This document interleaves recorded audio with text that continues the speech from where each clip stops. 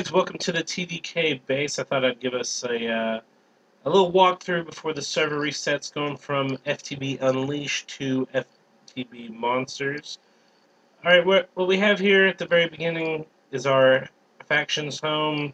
It's kind of like our little sub-headquarters of where all the inner workings of the base go on. Over here on the left side, we have all the people that we've killed on the servers, gotten their heads one way or another, and all of our little personal chests. That way we can keep it separate from the big faction horde that's going on down below. We have our power system here that basically makes sure that the entire base is running. Then we have our incoming items, never really filled out, but we have, the necessary chest down there. We also have, if you notice on each side, basically keeping the power on and off throughout the entire base, making sure items can flow. Depending on what we want done, we can flip those on and off and have the base going. We also have a nice little setup here, trying to keep it fresh. And if you hop down here, this is our main storage room that we have. It's our ME system. These used to hold mostly 1K storage drives, but we've upgraded to all the ones over here are all 64K. We still have some slightly smaller ones somewhere that might be actually in the storage. Yeah, you can see where we had a lot of the old storage going on there. But yeah, this is our storage. We have 2 deep storages going on for the cobblestone and for the dirt. At one point we had 2 million going on, and it's just too much. But now we've been converting it, going on to these singularities. We planned on hooking up this quantum bridge, but just never got around to it. No need for it really, since we're all here in one base. This book here will take us up to the base center. You come out here. This right here is Yayap's tower, his workshop that he's been working on. Got his little ink station right here, some trophies going on, all suits of armor, his little tinker table over there. Go up a level, and this is where he did all his darkcraft at, getting everything, all the cool bleed weapons that we have here, and this ender teleporting sword it's pretty cool. And up here is his smeltery. And this is where we got some of these weapons, like this rapier and the pickaxe from Darkcraft. Or, not Darkcraft, it's Tinker's Construct. It's a pretty cool little area. He has it built pretty high up so that he can melt just a buttload of things. It's pretty full right now. And I think that's about as far as he got to exploring in his actual workshop. It goes up pretty high, though. Give you a kind of like an overview of our base that we have going on here. That's my house right there. This is our MJ tower and our EU tower. We got our library over there, and then our monster spawners over here. And that was kind of a little livestock area that we had going on. Now at my house, this is my workshop. If I can get out of this water. It's pretty bare now. I've moved most of the things out, but I have all these arcane tables that I was using to help build up as we went along. Have my little link modifier here, and an uncrafting table. Go up these ladders. This was my little loft that I had going on where I set my spawn. Then I have a little enchanting room that once we started doing Tinker's Construct, never really got much use out of it. And then we have, I believe this is my tinker table here. And then we can go up one more time and have a look out over the bay. We're sitting on an island, so it's kind of cool. And we have a little chute here that can let us out.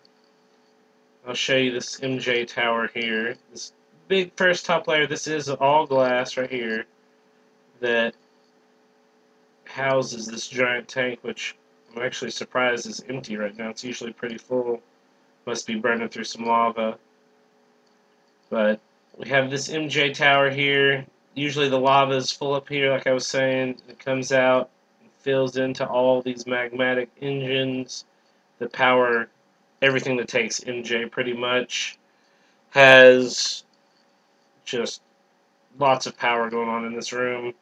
And then this floor here, which might actually be part of the reason why I think we have the base turned off. We have all these magma crucibles here that have actually never even finished installing on this side for some reason. I don't know why. But these export buses take the blaze rods, turn them into lava, have a nice little lava factory going on to help power all those engines. Now, this is the base level here. As you can see, there's both of our workshops that got turned around for a second. We have a bunch of little stations here, have engines, have pulverizers, have rolling machines, and induction smelters. Got some more magma crucibles and liquid transposers over here. Pretty much anything that we don't have automated, you have right here to get taken care of. If there's some project you're working on. And then here we have a little bit of automation going on where in each one of these, like for this copper production, this pulverizer right here gets from this export bus, gets copper, puts it in here, pulverizes it, throws it into this furnace, and then gets imported back into the ME system. And that's for all of these right here. And originally we had it set up a little bit bigger, but we decided that instead of having multiple sets of these, like gold production and iron production, we would have some dust going on so that we could make things like between copper and tin, make some bronze, between ferrous and iron, make some invar, and then gold and silver, make some electrum pretty easily. And that's partly where that comes into play, these other furnaces. And if you drop into the basement here, this is our power teleporting system where each one of these goes to a separate entity. All these are for the quarries that we have had set up, which they haven't all been always used at one time, but we do have them there in case multiple people want to use them. And then we have our monster spawners here that it powers I believe it's mine factory spawners to pretty much keep the items that we want coming in. And this one over here is the actual grinders to make sure that the monsters are dying. Instead of using turtles, we decided to use the grinder. That way we could get that liquid essence that you see flowing actually in that hallway over there. And these are the ME system tesseracts that we have plugged up that at the beginning of the video you could see had the 3 tesseracts for all the power. And that is the MJ tower. Now if we fly to this level, we have a bridge going across to the EU tower. And this is both a storage room for power, as you can see all the MFSUs, and also a UU factory we have going on here, which these are probably all pretty close to full, which I'll turn it on once the video is complete. But these are all ultimate solar panels here that we have gotten through either raiding or we've built thanks to all this UU matter that we have. But yeah, this is our UU factory that we have going.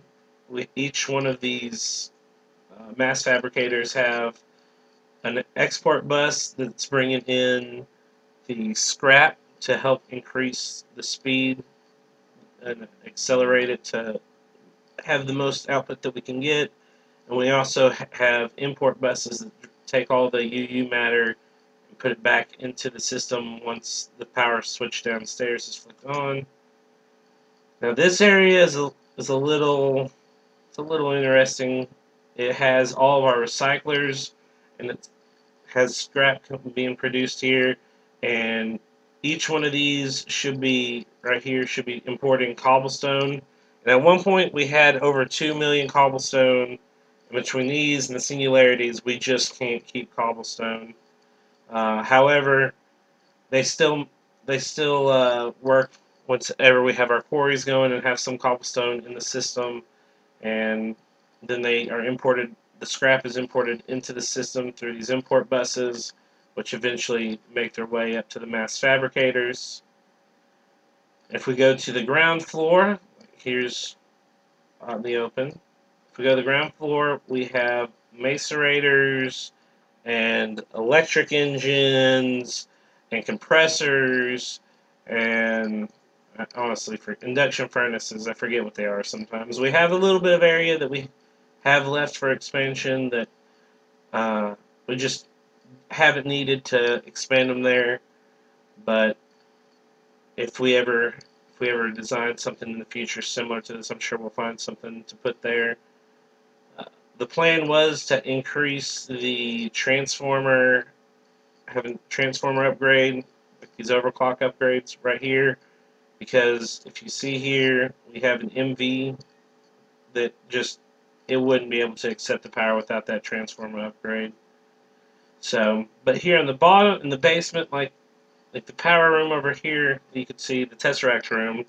We have our Buildcraft engines going on here that are Buildcraft are I'm gonna have to click on them now. Our electrical engines that are converting any excess EU matter over there that's not being stored, that keep all these MFSUs pretty much full, but any excess power can be converted into MJ and help power the majority of our automation that we have going on in the base and teleporting power across the dimensions that we have been farming in. But that'll do it for the EU tower, and we'll hop up another level and show you guys the monster spawners.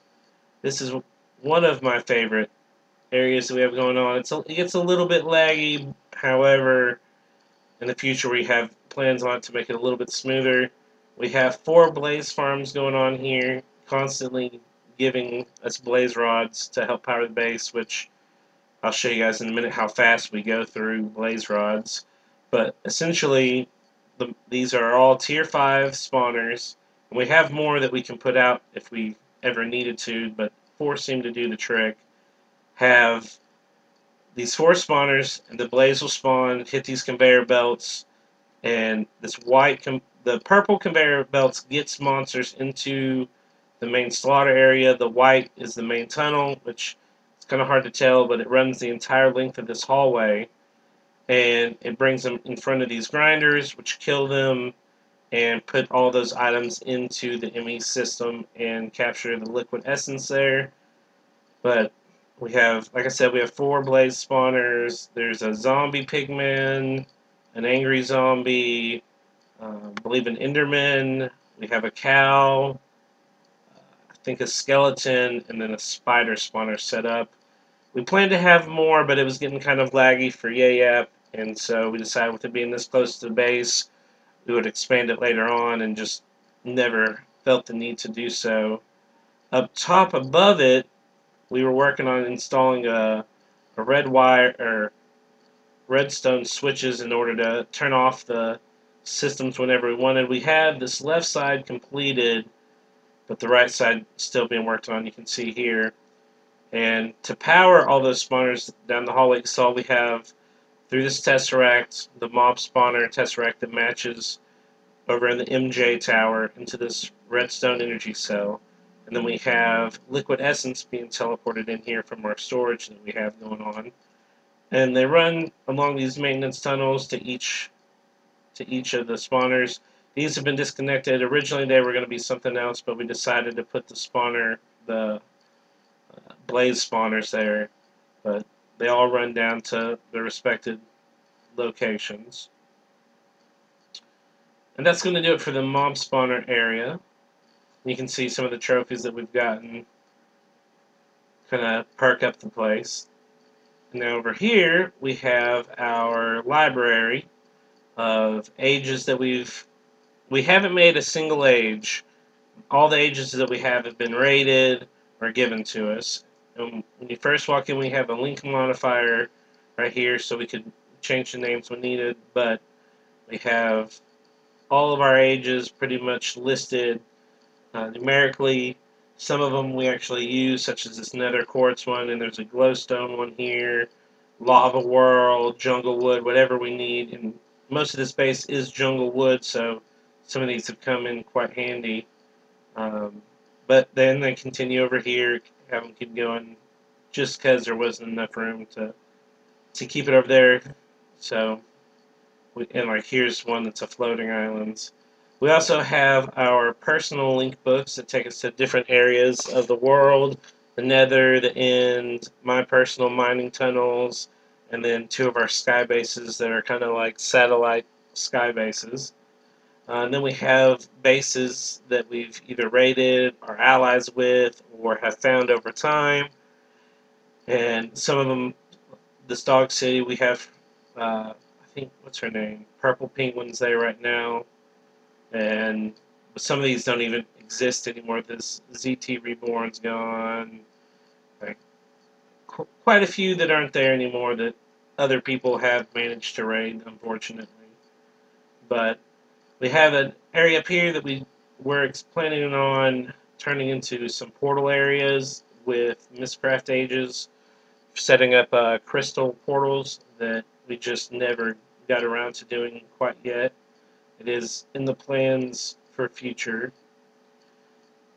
But and we have one of our first things that we did here was we built this wall around the base in order to just keep out creepers. We had a real bad creeper problem, but this wall goes around the entire base from water, and I actually don't think this one connects with the water on the side, but pretty close, enough to where monsters aren't just wandering in.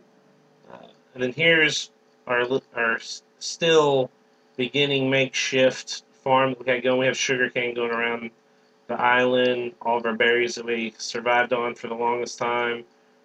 Our wheat farm has actually died down, but one interesting thing that we liked was we have these iron bars here, and if I can swim properly, that's our underground basement here, and we kind of tried to make it look a little cosmetically appealing. So, but let me show you guys the liquid room. If we drop down in the basement, this over here underneath my workshop is all of our liquid storage for that we were working on. We never got into the Buildcraft oil and fuel. Unfortunately, it's something that just never came about. We've been pretty much living off of lava.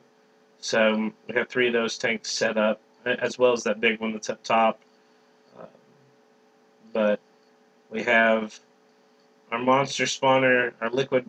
Goes to our personal spawners to make sure that whenever we need to, we can spawn the creatures we want. And then this one over here goes to Creeper King. He's an ally faction that we shared our liquid essence with.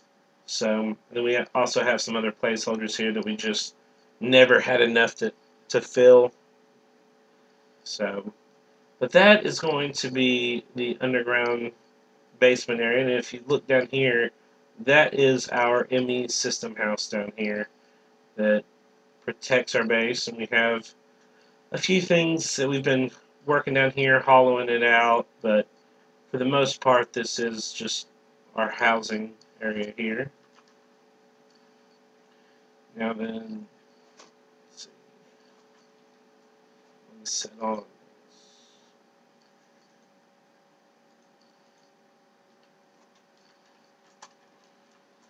Teleport into our main base once again, and I'll show you guys how fast we go through blaze rods.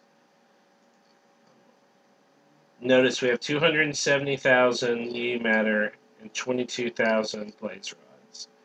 I'm going to come over here, and hopefully this will have enough power to switch it on.